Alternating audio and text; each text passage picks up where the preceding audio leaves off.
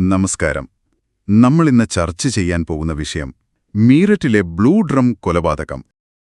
ശരിക്കും ഇതിലെ വിവരങ്ങൾ വായിച്ചപ്പോൾ എനിക്കൊരു ഞെട്ടലാണുണ്ടായത്. ഇതൊരു വെറും ക്രൈം സ്റ്റോറി അല്ല. ഒരു വീടിന്റെ 4 ചുവരുകൾക്കുള്ളിൽ എന്തൊക്കെ സംഭവിക്കാമെന്നതിന്റെ ഒരു ഓർമ്മപ്പെടുത്തലാണ്. ഒരു ബന്ധം എത്രത്തോളം വഷളായാലാണ് ഇങ്ങനെയൊരു ക്രൂരതയിലേക്കെത്തുന്നത്? നിങ്ങൾ പറഞ്ഞത് വളരെ ശരിയാണ്. ഇതൊരു കുറ്റകൃത്യത്തിന്റെ കഥ എന്നതിലുപരി വിശ്വാസവഞ്ചനയുടെയും വളരെ ആസൂത്രിതമായൊരു നീക്കത്തിന്റെയും ഭീകരമായൊരു നേർക്കാഴ്ചയാണ്. അതെ. ഇതിലെ ഓരോ വിവരങ്ങളും പരിശോധിക്കുമ്പോൾ മനുഷ്യന്റെ ചിന്തയുടെ ഏറ്റവും ഇരുണ്ട കോണുകളാണ് നമുക്ക് മുന്നിൽ തുറന്നുവരുന്നത്. അപ്പോ ഈ കഥ തുടങ്ങുന്നത് മീററ്റിലെ ഇന്ദിരാനഗറിൽ നിന്നാണല്ലേ? അതെ, ഇന്ദിരാനഗറിൽ നിന്ന്. സൗരഭ് രജ്പുത്, ഒരു മുൻ മർച്ചന്റ് നേവി ഉദ്യോഗസ്ഥൻ, പിന്നെ ഭാര്യ മുസ്കാൻ റെസ്റ്റോഗി. പുറമേ നിന്ന് നോക്കുമ്പോൾ ഒരു സാധാരണ കുടുംബം, ഒരു സാധാരണ ദാമ്പത്യം. പക്ഷെ ഉള്ളിൽ അങ്ങനെ അല്ലായിരുന്നു. അവരുടെ വിവാഹബന്ധത്തിൽ വലിയ വിള്ളലുകളുണ്ടായിരുന്നു എന്നാണ്. ഈയൊരു അകൽച്ചയ്ക്കിടയിലേക്കാണ് സാഹിൽ ശുക്ല എന്ന മൂന്നാമതൊരാൾ വരുന്നത്. അവിടെ നിന്നല്ലേ ഈ കഥയുടെ ഗതി മാറുന്നത്? തീർച്ചയായും. അതൊരു സാധാരണ ബന്ധമായിരുന്നില്ല.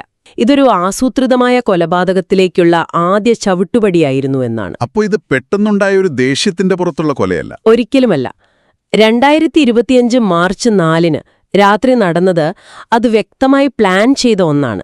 സൗരഭിന് മയക്കുമരുന്ന് നൽകി പ്രതിരോധിക്കാൻ കഴിയാത്ത ഒരവസ്ഥയിലാക്കി. അതിനുശേഷമാണ് അദ്ദേഹത്തെ കുത്തിക്കൊലപ്പെടുത്തിയത്. ഇത് വളരെ വ്യക്തമായൊരു മുന്നൊരുക്കത്തെയാണ് സൂചിപ്പിക്കുന്നത്. ആ കൊലപാതകത്തിനു ശേഷം അവർ ചെയ്ത കാര്യമാണ്. അതാണ് ഒരുപക്ഷെ ഇതിലെ ഏറ്റവും ഭയാനകമായ ഭാഗം. തെളിവ് നശിപ്പിക്കാൻ അവർ ചെയ്തത് കേൾക്കുമ്പോൾ തന്നെ വിശ്വസിക്കാൻ പ്രയാസമാണ്. ഒരു മൃതദേഹം സിമന്റ് ഉപയോഗിച്ച് ഉറപ്പിക്കുക എന്നത് അത് അതിക്രൂരമായ ഒരു മാനസികാവസ്ഥയെയാണ് കാണിക്കുന്നത്. പിടിക്കപ്പെടാതിരിക്കാനുള്ള ഒരു ശ്രമം എന്നതിലുപരി ആ വ്യക്തിയുടെ ഓർമ്മകളെപ്പോലും പൂർണ്ണമായും മായ്ച്ചു കളയാനുള്ള ഒരു ശ്രമമായി ഇതിനെ കാണാം. അതായത് സൗരഭിന്റെ ശരീരം കഷ്ണങ്ങളാക്കി. അതെ, കഷ്ണങ്ങളാക്കി ഒരു വലിയ നീല പ്ലാസ്റ്റിക് ഡ്രമ്മിലിട്ടു. എന്നിട്ട് അതിനു മുകളിൽ സിമന്റ് ഒഴിച്ചങ്ങ് ഉറപ്പിച്ചു. ഗന്ധം പോലും പുറത്തുവരാത്ത രീതിയിൽ. അതിലെന്തെങ്കിലും മനഃശാസ്ത്രപരമായ വശങ്ങളുണ്ടോ? ഇതൊരു തലം നിഷേധിക്കലാണ്. അതായത് ആ കുറ്റകൃത്യം നടന്നിട്ടേ ഇല്ല എന്ന് സ്വയം വിശ്വസിപ്പിക്കാനുള്ള ഒരു ശ്രമം. ആ ഡ്രം അവിടെ ഇരിക്കുന്നത് അവർക്കൊരു സാധാരണ കാര്യമായി മാറിയിട്ടുണ്ടാവാം. മുസ്കാൻ തന്നെ സ്വന്തം മാതാപിതാക്കളോടെല്ലാം തുറന്നു പറഞ്ഞു. അപ്പോൾ പോലീസിനെ വിവരമറിയിച്ചത് മുസ്കാന്റെ മാതാപിതാക്കളാണ്, അല്ലാതെ ആരും സംശയിച്ച് കണ്ടെത്തിയതല്ല? അല്ല. മാർച്ച് 18 പോലീസ് വീട്ടിലെത്തി. അവരാ നീല ഡ്രമ്മ് കണ്ടു. അതിനസാധാരണമായ ഭാരമുണ്ടായിരുന്നു. മെഷീനുകൾ ഉപയോഗിച്ചത് മുറിച്ചു തുറന്നപ്പോഴാണ് സിമന്റിനുള്ളിൽ നിന്ന് സൗരഭിന്റെ ശരീരാവശിഷ്ടങ്ങൾ കണ്ടെത്തുന്നത്. അന്ന് തന്നെ മുസ്കാനും സാഹിലും അറസ്റ്റിലായി. 1000-ലധികം പേജുകളുള്ള കുറ്റപത്രം, കോൾ റെക്കോർഡുകൾ, CCTV ദൃശ്യങ്ങൾ, പിന്നെ തെളിവുകളെല്ലാം അവർക്കെതിരായിരുന്നു എന്ന് വ്യക്തം. വളരെ ശക്തമായ തെളിവുകളായിരുന്നു. ഇതിനിടയിലാണ് കഥയിൽ മറ്റൊരു വഴിത്തിരിവ് വരുന്നത്.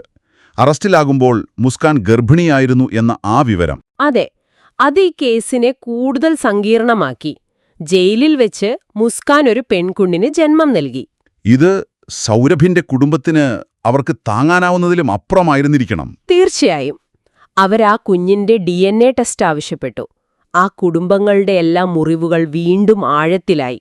നിലവിൽ ഇരുവരും ജുഡീഷ്യൽ കസ്റ്റഡിയിലാണ്. വിചാരണ നടന്നുകൊണ്ടിരിക്കുന്നു. ഒരു വീട് ഒരു കുറ്റകൃത്യത്തിന്റെ വേദിയാവുന്നു. ഒരു വിവാഹബന്ധം ഒരു കൊലപാതക പദ്ധതിയായി മാറുന്നു. അവസാനം ഒരു നീല പ്ലാസ്റ്റിക് ഡ്രം ഒരു ശവപ്പെട്ടിയായി തീരുന്നു. ശരിക്കും ഈ കേസ് നമ്മളെ ഒരുപാട് കാലം വേട്ടയാടും. അതെ. ഈ വിവരങ്ങളിൽ നിന്ന് നിങ്ങൾക്കായി ഒരു ചിന്ത പങ്കുവയ്ക്കാനുണ്ട്. നമ്മൾ പലപ്പോഴും ഭയക്കുന്നത് പുറത്തുനിന്നുള്ള അപരിചിതരായ ശത്രുക്കളെയാണ്. എന്നാൽ ഈ കേസ് ഓർമ്മിപ്പിക്കുന്ന ഒരു കാര്യമുണ്ട്. ഏറ്റവും അപകടകാരികളായ കുറ്റവാളികൾ പലപ്പോഴും നമുക്ക് ഏറ്റവും അടുത്തുള്ളവരാണ്. ഒരു ബന്ധത്തിലെ അപകടസൂചനകളെ, ആ റെഡ് ഫ്ലാഗ്സിനെ എത്രത്തോളം നേരത്തെ നമുക്ക് തിരിച്ചറിയാൻ സാധിക്കും? ആ തിരിച്ചറിവ് ഒരു പക്ഷേ ഇത്തരം ദുരന്തങ്ങളെ തടയുമായിരുന്നോ? നിങ്ങളൊന്ന് ആലോചിച്ചു നോക്കൂ.